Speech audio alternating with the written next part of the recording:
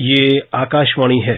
कार्यक्रम सुर्खियों में प्रस्तुत है कोरोना वायरस संक्रमण पर स्वास्थ्य विशेषज्ञ डॉक्टर नीरज निश्चल से आकाशवाणी संवाददाता आनंद श्रीवास्तव की बातचीत। डॉक्टर नीरज, सपनों से जुड़ी एक खबर ये है कि विश्व स्वास्थ्य संगठन के जो प्रमुख हैं टेड्रोस गैब्रियल एथनोमस ने कहा है कि महामारी खत्म होने का सपना देखना दुनिया शुरू कर सकती है। वैक्सीन के आहट के बीच इस स्टेटमेंट को कैसे देखते हैं आप? वैक्सीन जो अभी यूके ने अप्रूव किया है इमरजेंसी यूज ऑथराइजेशन के अंतर्गत, तो डेफिनेटली वैक्सीन हम कह सकते हैं कि it's a small step towards the end of this beginning of the end of this pandemic. तो ये कह सकते हैं कि अगर हम ये सोशल वैक्सीनेशन को यूज करते हुए अगर हम संयमित रखें अपने आप को, जो दिशा निर्देश दिए गए हैं कि कैसे अपने आप को सोशल डिस्टेंसिंग के साथ अपने डेली लाइफ को स्टार्ट करना है, मास्क का प्रयोग करना है, बीमार हो तो अपने आप को घर पे आइसोलेट करें, टेस्ट कराएं, इन सब का पालन करते हुए डेफिनेटली हम इस पैंडेमिक के एंड की तरफ एक स्टेप ले चुके हैं और बहुत जल्दी हम इससे विजय पा सकेंगे। डॉक्टर नीरज, जैसे वैक्सीन के आने की खबर है उसको लेकर तमाम तरह के सवाल भी लोगों के जहन में खड़े हो रहे हैं।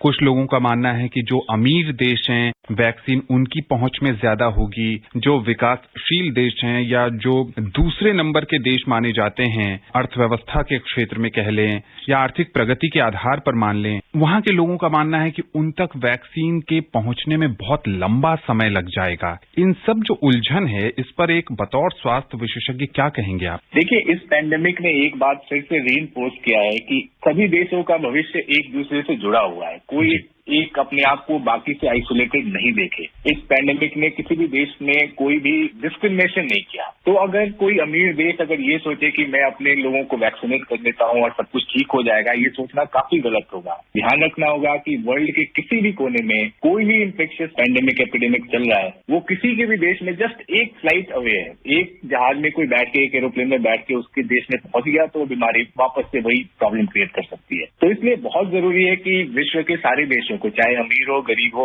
उन सभी को साथ मिलकर जो भी वैक्सीन डेवलप हो रहे हैं किस वे में एक प्रॉपर यूटिलाइजेशन करके जल्दी से जल्दी पैंडेमिक को कंट्रोल किया जाए, उस पर काम करना पड़ेगा। और आई एम श्योर सारे देश ऐसा ही सोच रहे होंगे, कोई अपने लिए सिर्फ बचा के रखने के बारे में नहीं सोच रहा होगा। डॉक्टर नीरज, एक अहम सवाल ये भी है कि क्या वैक्सीन के आ जाने से कोई कोरोना संक्रमित नहीं होगा, कोई कोरोना से किसी की जान नहीं जाएगी? और इसी से जुड़ा एक और सवाल है कि अगर किसी व्यक्ति को टीका लग गया तो क्या वो बीमार नहीं पड़ेगा? लोगों में एक ये मैं कहूंगा मिसकंसेप्शन है कि उन्हें लगता है कि वैक्सीन आते ही ओवरनाइट सारा कुछ सिनेरियो चेंज हो जाएगा। जो वैक्सीन होती है किसी भी बीमारी के अगेंस्ट उसकी एक एफिकेसी होती है। एफिकेसी का मतलब कि जो आइडियल सिचुएशन में जैसे ट्रायल सेटिंग में हम करते हैं उससे हमें एफिकेसी का पता चलता है। जब रूटीन वैक्सीनेशन के लिए हम लॉन्च करते हैं तो उसकी इफेक्टिवनेस का पता चलता है कि ओके रियल वर्ल्ड में ये कितना इफेक्टिव रहेगा। ठीक है, जो भी अभी वैक्सीन जो कैंडिडेट वैक्सीन है उनकी एफिकेसी काफी ऊपर दिख रही है। 90 के नीचे तो मुझे कुछ खास पता नहीं है कि 90 के नीचे वाला कोई वैक्सीन है।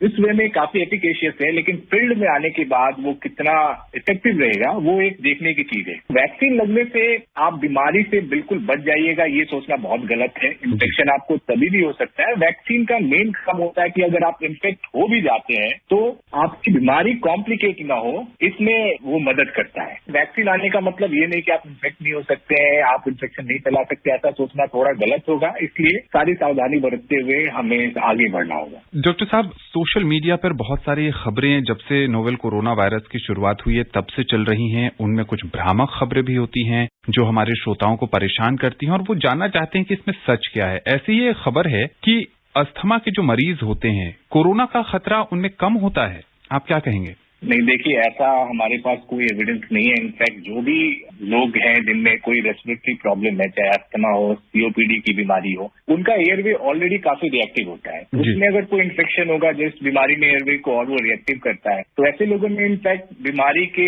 कॉम्प्लिकेट होने के चांसेस ज्यादा होते हैं, न कि वो इस बीमारी से बचे हुए हैं। तो जो भी एस्थमेटिक सीओपीडी या कोई भी रेस्पिरेटरी इलनेस वाले पेशेंट्स हैं उन्हें एक्स्ट्रा सावधानी बरतने की जरूरत है। एक और खबर है कि डार्क चॉकलेट और ग्रीन टी में क्या कुछ ऐसा खास होता है जिससे कोरोना संक्रमण ये बढ़ने नहीं देता है? ऐसा कोई पब्लिश्ड एविडेंस नहीं है कि ये डार्क चॉकलेट या ग्रीन टी पीने से कोविड नहीं होगा या ये बीमारी आगे नहीं बढ़ेगी, ऐसा कोई एविडेंस नहीं है। ग्रीन टी के अपने फायदे हैं, बट इसके भरोसे आप अपनी लापरवाही न करें, अपना ध्यान रखें, जो भी प्रिकॉशंस हम बता रहे हैं वो लेते रहें। डॉक्टर साहब, अब चूंकि भारत में अनलॉक की प्रक्रिया चल रही है, बहुत सारी चीजें खुल गई हैं, शॉपिंग मॉल भी खुल गए हैं, ऐसे में जब स्टोर्स के अंदर शॉपिंग के लिए लोग जाते हैं, वो कितना सुरक्षित है और अगर सुरक्षित नहीं है तो क्या एहतियात बरता जाए? जो हमारी लड़ाई है एक इनविजिबल एनिमी के विरुद्ध है, तो इसलिए जो सतर्कता ही हमारी जान बचा सकती है। अनलॉक के बाद डेफिनेटली हम अपनी लाइफ एक बंद घर में पूरे समय नहीं बिता सकते हैं, हमें अपने डेली नेसेसिटी की चीजें लेनी होगी, रूटीन लाइफ हमें स्टार्ट करना पड़ेगा।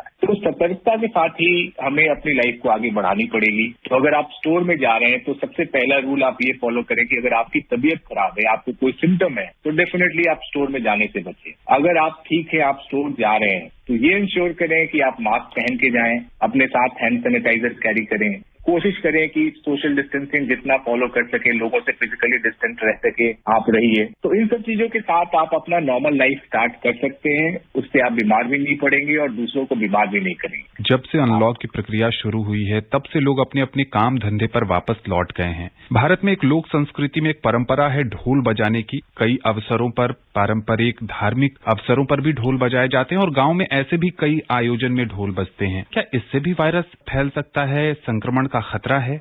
बिल्कुल, ये ध्यान रखने की जरूरत है कि जो भी ऐसे कार्यक्रम होते हैं, चाहे वो शादी हो, किसी का जन्मदिन के अवसर पे ढोलक बजाने गए, तो एक लोगों की भीड़ इकट्ठी होती है जो सोशल वैक्सीनेशन की बात करते हैं, जो कोविड एप्रोप्रिएट बिहेवियर की बात करते हैं। अगर वो फॉलो नहीं करे, अगर उसमें कोई संक्रमित व्यक्ति शामिल है, अगर संक्रमित व्यक्ति शामिल है तो डेफिनेटली वो एक दूसरे को इन्फेक्शन फैला सकते हैं। जो भी काम करने जाएं, इनका ढोलक बजाना काम है, तो ये इंश्योर करें कि बाकियों से थोड़ा अलग रहें, मास्क पहने।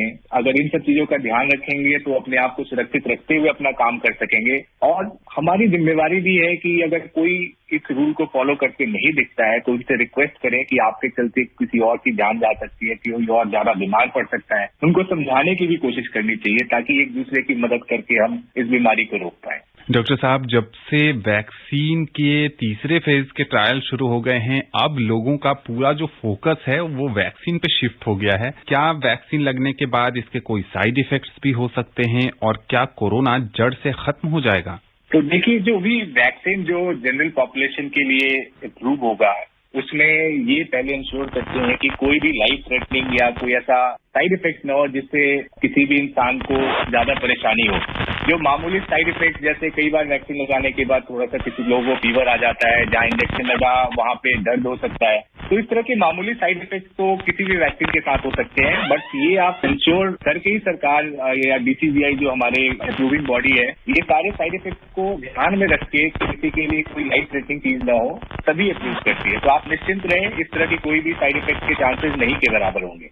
वैक्सीन सबसे पहले किन लोगों को दी जाएगी और कितनी कारगर रहेगी? वैक्सीन के जो प्रायोरिटी लिस्ट है जो तैयार की जा रही है, आई एम श्योर की जो भी एजेंसी तैयार कर रही है, गवर्नमेंट एजेंसी, उसमें जो एट रिस्क पॉपुलेशन है, जो वल्नरेबल ग्रुप है, चाहे वो हेल्थ केयर वर्कर हो, जो एल्डरली लोग हैं, जो कोमॉर्बिडिटीज के साथ हैं, तो इनको डेफिनेटली प्रायोरिटी मिलने की चांसेस हैं, जो कि लिस्ट तैयार होगा उसके अकॉर्डिंग।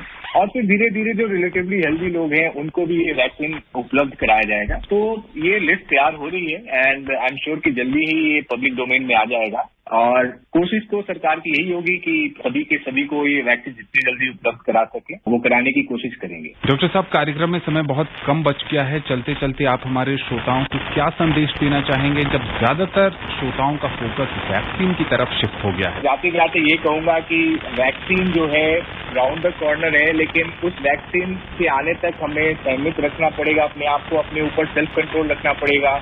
और जो कोविड एप्रोप्रिएट बिहेवियर की बात करते हैं वो हमें करना पड़ेगा। अगर आप में कोई भी सिम्टम है तो डेफिनेटली आप अपने आप को टेस्ट कराएं, जब तक टेस्ट रिजल्ट नहीं आ जाता अपने आप को आइसोलेट करें, और जैसे ही पॉजिटिव आते हैं डॉक्टरी सलाह जरूर लें। इन सब सुरक्षाओं के साथ वैक्सीन के आने का इंतजार करें। एक बार वैक्सीन आ जाती है तो ये कोविड एप्रोप्रिएट के साथ यूज करके हम इस पैंडेमिक को रोक सकते हैं। डॉक्टर नीरज, आकाशवाणी के इस खास कार्यक्रम से जुड़ने के लिए बहुत बहुत शुक्रिया। अभी आप सुन रहे थे कोरोना वायरस संक्रमण पर स्वास्थ्य विशेषज्ञ डॉक्टर नीरज निश्चल से आकाशवाणी संवाददाता आनंद श्रीवास्तव की बातचीत। ये कार्यक्रम आकाशवाणी के समाचार सेवा प्रभाग द्वारा प्रस्तुत किया गया। इसे आप हमारे mobile app news on AIR पर भी सुन सकते हैं। इस कार्यक्रम के संबंध में अपनी प्रतिक्रिया आप हमें ईमेल कर सकते हैं। पता है AIRNSDtalks@gmail.com। ये कार्यक्रम फिर से सुनने के लिए लॉग ऑन करें हमारी वेबसाइट newsonair.com।